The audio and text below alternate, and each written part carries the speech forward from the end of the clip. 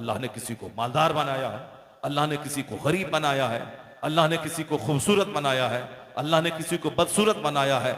ये अल्लाह रब्बुल इज्जत की कुदरत की निशानी है। वमीन आयाती खल्कुस समावाति वल अर्द वख्तिलाफु अलसिनतिकुम व अलवानिकुम।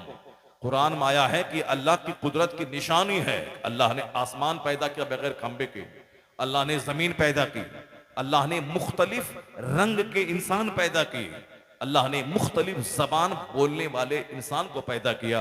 एक आदम की औलाद है, हजारों जबान लोग बोल रहे हैं। एक आदम अलैहिस्सलाम की औलाद है इंसान। आदमी का मतलब आदम से आदमी है। आदम अलैहिस्सलाम की औलाद है सारे आदमी।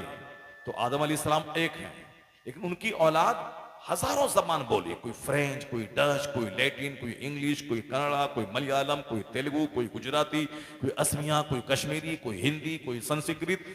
बेशुमार जबानें हैं, डिफरेंट लैंग्वेजेस। एक बाप की औलाद डिफरेंट लैंग्वेजेस। एक बाप की औलाद कई कलर की, यानी कोई गोरा, कोई पीला, कोई साफ बिल्कुल प्योर व्हाइट, कोई गंदुमी रंग का, और कोई नाटा, कोई ठगना, कोई बहुत लंबा, कोई मोटा। ये एक बाप की औलाद, ये अल्लाह की कुदरत की निशानी है कि वो अल्लाह कितना अजीम है, जो एक बाप एक माँ से हजारों जबान बोलने वाली औलाद पैदा कर दी है। एक माँ एक बाप से हजारों रंग के लोगों को अल्लाह ने पैदा कर दिया। वमीन आयात ही, ये अल्लाह रब्बुल इज्जत की निशानियां हैं, उसकी कुदरत की निशानियां हैं कि मुख्तलिफ जबान मुख्तलिफ रंग के लोगों को पैदा किया। वो अल्लाह है जो बगैर खम्बे के आसमान पैदा किया। अल्लाह चाहे तो आसमान जमीन पे गिर जाए, सारे लोग पिस जाएं। जितने शराबी, कबाबी, पापी, नाचने गाने वाले, गीबत करने वाले, चुगलखोरी करने वाले, माँ बाप को सताने वाले, दूसरों की बहू बेटी पे बुरी निगाह डालने वाले, अत्याचार करने वाले, दूसरों की जमीन हड़पने वाले, दो अपने नेक लोगों को जलील करने वाले, बुरों का साथ देने वाले, शराब पीने वाले, सूद खाने वाले, जुआ सट्टा खेलने वाले, सबों को अल्लाह चाहे तो एक सेकंड में पीस दे। लेकिन चूंकि अल्लाह पीसेगा नहीं, अभी ये दुनिया में काम की आजादी अल्लाह ने दी है। जैसे अल्लाह ने जमीन दी, आसमान दिया, उसी तरह हमारी उम्र को फिक्सेट कर दिया। तुम्हें 10 साल जीना है, तुम्हें 50 साल जीना है, तुम्हें 70 साल जीना है, तुम्हें 80 साल जीना है। 80 साल से 80 सेकंड आगे नहीं जाओगे तुम। 70 साल से 70 मिनट आगे नहीं जाओगे। 50 साल से 50 सेकंड आगे नहीं जाओगे। फइज़ा जा अजलहुम ला यस्तअखिरून साअतन वला यस्तक़दिमून। जब मौत का वक्त आएगा तो एक लम्हा न आगे होगा न पीछे होगा, सबका फिक्सेड टाइम है। बूढ़ा बाप रह गया, 18 साल का जवान बेटा चला गया। साहब बूढ़ा शौहर रह गया, 25 साल की बीवी चली गई। अपने मन के मुताबिक नहीं होता, सारा फैसला हो चुका है। मखलूक की पैदाइश से 50,000 साल पहले अल्लाह ने तकदीर को लिख दिया है। कौन कहां मरेगा, कौन कितनी रोजी हासिल करेगा, कौन गरीब होगा, कौन मालदार होगा, कौन कितना जिएगा, कौन जन्नत जाएगा, कौन जहन्नम जाएगा, सब कुछ अल्लाह ने लिख दिया। इन्नल्लाह कतबा मकादिर अल खलाइक क़ब्ल 50,000 सना। 50,000 साल पहले अल्लाह ने मखलूक की तकदीर को लिख दिया है। आज लोग इसीलिए जहर खा रहे हैं कि तकदीर पर विश्वास नहीं रहा। आज लोग इसीलिए फांसी के फंदे पे लटक रहे हैं कि अल्लाह पर यकीन नहीं रहा। अपने मन के हिसाब से अगर कामयाबी नहीं मिली तो जहर खा के मर गया। बिजनेस किया, बिजनेस नहीं चला तो फांसी के फंदे पे लटक गया। पढ़ाई करने के लिए कोटा गए, राजस्थान गए, अगर कामयाब नहीं हुए तो जहर खा के मर गए। सोचा था कि हम एक शानदार आलीशान घर बनाएंगे, घर नहीं बना तो जहर खा के मर गए। आप रोजाना सुनते होंगे कि फला अरबपति जहर खा के मर गया। पटना का एक खरबपति अपने बाल बच्चों समेत खुदकुशी कर लिया। बंबई का एक फिल्म का एक्टर वो खुदकुशी कर लिया। एक 30 साल की खूबसूरत खातून जिसको लाखों दीवाने देखने के लिए बेताब रहते थे, उसकी सड़ी हुई लाश उसके घर से बाहर निकल रही है। ऐसा नहीं कि रिक्शा चालक जहर नहीं खाता है, ऑटो चलाने वाला जहर नहीं खाता है, सड़क के किनारे फुटपाथ पे चश्मा बेचने वाला और बच्चों का कपड़ा बेचने वाला वो जहर नहीं खाता है, दूसरों के छप्पर पे छावनी करने वाला वो जहर नहीं खाता है, दूसरों की गाड़ी ड्राइव करने वाला 5,000 10,000 कमाने वाला वो जहर नहीं खाता है। जहर खाता है कौन? करोड़ों रुपए कमाने वाला। जहर खाता है कौन? जिसका बाप लाखों रुपए खर्च करके उसको दिल्ली में कोचिंग सेंटर में पढ़ा रहा है। जहर खाता है वो जो इलेक्शन में हार गया, करोड़पति। जहर खाता है वो जिसकी बेटी गैरों के साथ भाग गई, फांसी के फंदे पे लटकता है वो। 4 बच्चे की मां दूसरों के साथ भाग गई है, शौहर अब जहर न खाए तो क्या खाए। एक आदमी हज करने गया, उसकी बीवी को वहां का एक ड्राइवर उसको साहब लूट भाग गया लेकर, वो साहब जहर खा, वो फांसी के फंदे पे लटक गया। यानी मामूली किस्म के लोग जहर नहीं खा रहे हैं, जहर खा रहे हैं पैसे वाले। क्यों? इसलिए उसको वो चाहता है कि मैं ये हासिल करना चाहता हूं, क्यों नहीं होगा, नहीं हुआ तो जहर खा लिया। जबकि अल्लाह की तकदीर पर भरोसा किया, अल्लाह ने तकदीर लिख दिया। जफल कलम, कलम खुश्क हो चुका है, जो होने वाला है सब कुछ लिखा जा चुका है। आका अलैहिस्सलाम ने, अल्लाह के महबूब ने सारी खबरें दे दी हैं। फअखबरना बिमा काना वमा हुवा बेकाई इला यौमिल क़ियामा। जो चीजें होने वाली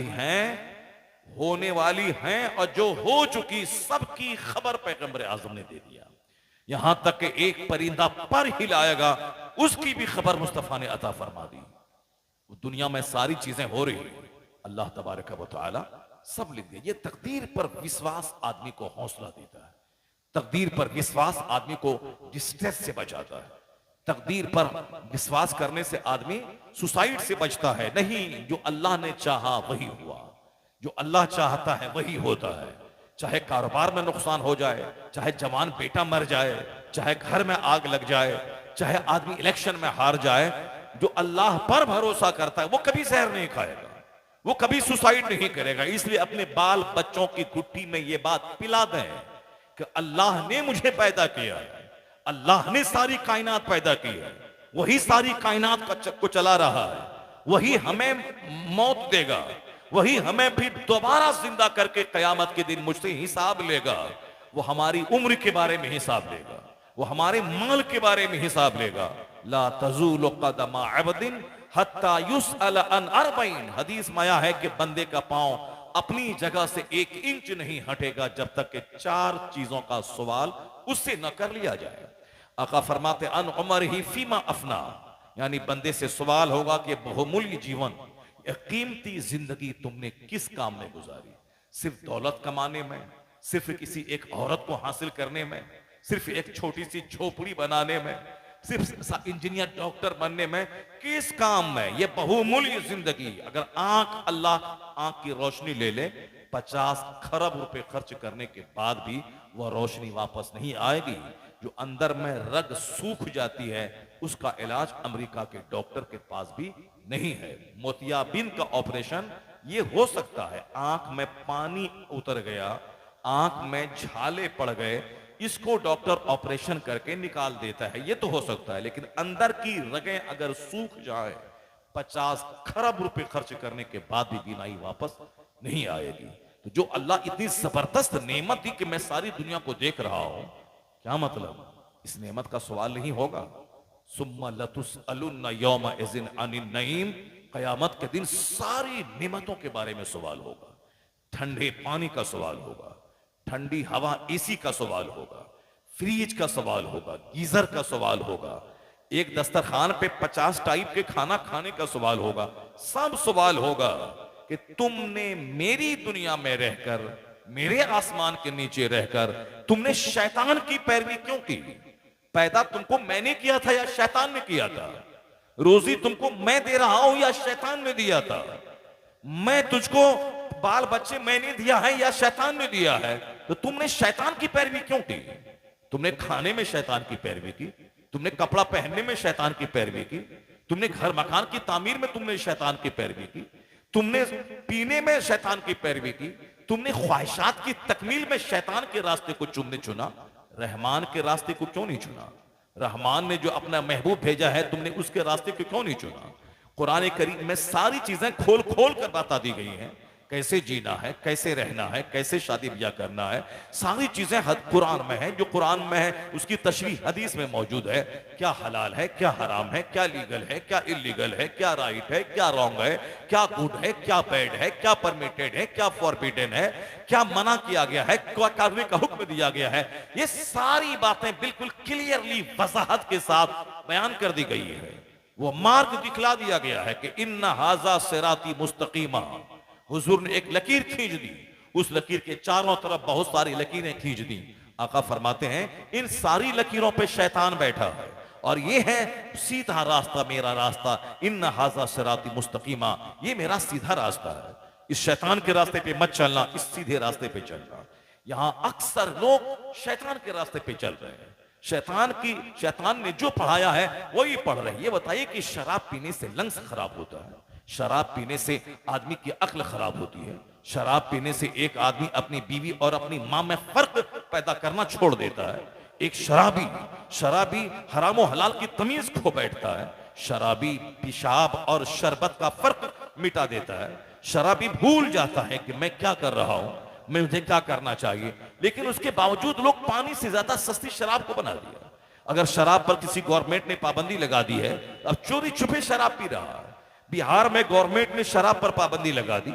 अब ये देखें, कोई खेत के रास्ते से शराब की बोतल ला रहा है, कोई साहब गाड़ी के अंदर साहब टायर में छुपा के शराब ला रहा है, कोई साहब रात के सन्नाटे में पुलिस वाले को 50-100 रुपए देके शराब लेके जा रहा है, कोई शराब पीने के लिए बिहार से बाहर जाके 2-4 दिन गुजार के शराब पी के आ रहा है। ये बताएं कि जिस शराब से अक्ल साइल होती है, जिस शराब से फेफड़ा खराब होता है, जिस शराब से कैंसर का मर्ज होता है, जिस शराब से न भूख मिटती है न प्यास बुझती है, उस शराब के पीने के लिए आदमी अपने स्टेट से बाहर जा रहा है। उस शराब के पीने के लिए दिन भर जो गाढ़ी कमाई करके 1000 रुपए कमाया था, उस 1000 रुपए में 500 रुपए शराब पे खर्च कर रहा है। ये शैतान का रास्ता, ये सारे रास्ते शैतान के हैं। वो सारे रास्ते जो आजकल फेसबुक का रास्ता, इंस्टाग्राम का रास्ता, व्हाट्सएप का रास्ता, यूट्यूब का रास्ता, ये साहब न्यूज चैनल का रास्ता, दिन दिन पर बैठ के टेलीविजन के स्क्रीन पे निगाहें जमाना है। वहां जिस तरह का लिबास पहनने के लिए, जिस तरह की बोली बोलने के लिए, जिस तरह प्यार मोहब्बत इश्क की कहानी कहने के लिए, जिस तरह शादी ब्याह में पीला कपड़ा पहन के मेहंदी की रस्म करने के लिए, यानी जो जो स्क्रीन पे देखा जाता है वैसा चश्मा, वैसा जूता, वैसा कपड़ा, ये सब लोग कर रहे हैं। जबकि अल्लाह ने अपने महबूब को इसलिए भेजा है ताकि महबूब की पैरवी की जाए। महबूब की पैरवी में नजात मिलेगी, महबूब की पैरवी में सीने को सुकून मिलेगा, महबूब की पैरवी में औलाद में फरमाबरदारी मिलेगी, महबूब की पैरवी से पड़ोसी का प्यार मिलेगा, महबूब की पैरवी में सब कुछ मिलेगा। यानी नींद की राहत मिलेगी, औलाद की फरमाबरदारी मिलेगी, रोजी में बरकत होगी, नींद में राहत होगी, रिश्तेदारों का प्यार मिलेगा, दुनिया में सुकून चैन करार मिलेगा। और बंदा जब मर के उस ना खत्म होने वाली दुनिया में पहुंचेगा, चूंकि इस दुनिया का तो यौम इख्तिताम है, मरने के बाद जिस दुनिया में जाता है उसका कोई यौम इख्तिताम नहीं है, वो एंडलेस लाइफ है जहां खरबों अरबों महासंख्यों साल रहना है। तो दुनिया का करार भी मुस्तफा की गुलामी से मिलता है और मरने के बाद की जन्नत भी मुस्तफा की पैरवी में अल्लाह ने रखा। नारे तकबीर, नारे रिसालत, मसलके आला हजरत, पैगाम मुस्तफा कॉन्फ्रेंस, अल्लामा डॉक्टर शहरियार रजा कादरी। आका अलैहिस्सलाम की दुनिया में आने का मकसद ही यही है कि बता दिया जाए कि तेरे पैदा होने का क्या मकसद है, क्यों बनी है यह जमीन, क्यों बना है ये आसमान, क्यों बने हैं ये सूरज और चांद, क्यों तुम मर जाता है, मरने के बाद क्या होता है, तेरी मर्जी के खिलाफ काम होता है, आखिर वह कौन है जो अपनी मर्जी चलाता है। अल्लाह रब्बुल इज्जत की तौहीद की दावत देने नबी आते हैं, कयामत का पता बताने नबी आते हैं, हराम और हलाल का फर्क सिखाने नबी आते हैं, हमें एक हद में रहने का रास्ता बताने पैगंबर आते हैं, एक लिमिट देते हैं कि तुम्हें इसी हुदूद में जीना है, इससे बाहर नहीं जाना है। यही बताने के लिए पैगंबर आए, सारे पैगंबर आए और आखिर में सारे पैगंबरों के सरदार आए। अब इसके अलावा अब कोई दूसरा पैगंबर क़यामत तक नहीं आने वाला, अब कोई नया नियम नहीं आने वाला है, जीने की कोई नई थ्योरी नहीं आने वाली, अब कोई और दूसरा पैगाम लेके पैगंबर नहीं आने वाले हैं। अब उसी पैगंबर का कलमा आम करना होगा, उसी पैगंबर की तालीमात को आम करना होगा। ये उलमाए कराम की जिम्मेदारी है कि मुस्तफ़ा की तालीमात को आम करें, क्योंकि इससे बेहतर तालीम कोई हो ही नहीं सकती है, इससे बेहतर सिस्टम कोई दे ही नहीं सकता है, इससे जबरदस्त मार्गदर्शन कोई हो ही नहीं सकता है। चाहे दुनिया का कोई वैज्ञानिक 1000 साल तक दिमाग जला के वो जो चाहे कि मैं मुस्तफा के तरीके से सुपीरियर तरीका मैं दुनिया को दे दूं, इट कांट, ऐसा कभी नहीं हो सकता है, क्योंकि पैगंबर आखिर ज़मान बन के मुस्तफा आ गए। अब इसके बाद कोई भी नहीं आएगा। इसलिए जीने का जो सबसे सुपीरियर मेथड हो सकता है वह मेथड लेके मुस्तफा आ गए। जिस सबसे जबरदस्त नुस्खे कीमिया लेकर कुरान करीम लेके मुस्तफा आ गए। अब कोई दूसरी किताब नाजिल नहीं होगी। वह तौरेत के मानने वालों ने तौरेत में तहरीफ कर दी, इंजील के मानने वालों ने इंजील में तहरीफ कर दिया, जबूर के मानने वालों ने जबूर का प्रोटेक्शन नहीं किया, उसमें अपने मन से अपनी बातें घुसेड़ के उसको बदल दिया। लेकिन कुरान करीम लेकर मुस्तफा आया है। अब दुनिया की कोई ताकत कुरान करीम के हर्फ को बदल नहीं सकती है। बदलने वाला वह खुद मुक्की खाएगा, बदलने वाला वो खुद सलील और रुस्वा हो जाएगा, क्योंकि अल्लाह ने कुरान की हिफाजत का जिम्मा लिया है। इसलिए दुनिया की कोई भी ताकत कुरान में तहरीफ नहीं कर पाएगी। चाहे बड़ा से बड़ा स्कॉलर हो, बड़ा से बड़ा वैज्ञानिक हो, कोशिशें बेशुमार हुई हैं, मगर सबको मुंह की खानी पड़ी है। अमेरिका जलील हुआ है। उन्होंने एक किताब लिखवाई थी अपने बड़े बड़े स्कॉलर के जरिए, ताकि लोग कुरान छोड़कर ये किताब पढ़ें, लेकिन वो किताब हवा हो गई। लोगों ने इसे थूक दिया। नहीं, अगरचे बहुत खूबसूरत जबान इस्तेमाल की गई थी, बहुत खूबसूरत जबान इस्तेमाल की गई थी, मगर लोगों ने उसे नकार दिया। क्यों? दिल बदलने वाला अल्लाह है, दिमाग में बात डालने वाला अल्लाह है। कुरान की हिफाजत का जिम्मा अल्लाह ने लिया है। न कोई अरबी दाई से बदल सकता है, न कोई अंग्रेजी का एक्सपर्ट इसमें कोई चेंजिंग कर सकता है, नहीं, बल्कि अल्लाह ने कुरान पाक को याद करना इतना आसान बना दिया है कि करोड़ों की तादाद में मुसलमानों के बच्चे हैं जो पूरा कुरान जबर जेर के साथ अपने सीने में उसे महफूज कर लिया है। लोगों ने प्रेस के कुरान को लोगों ने जला दिया। अभी भी अमेरिका का एक जानवर, उन्होंने कुरान को जलाने की कोशिश की। कहा इस किताब से फितना पैदा होता है। वो अपने यहां का मंत्री कहलाता है, लेकिन हमारी निगाह में वो जानवर और कुत्तों से बदतर है। वो क्या समझा कि कुरान की एक प्रति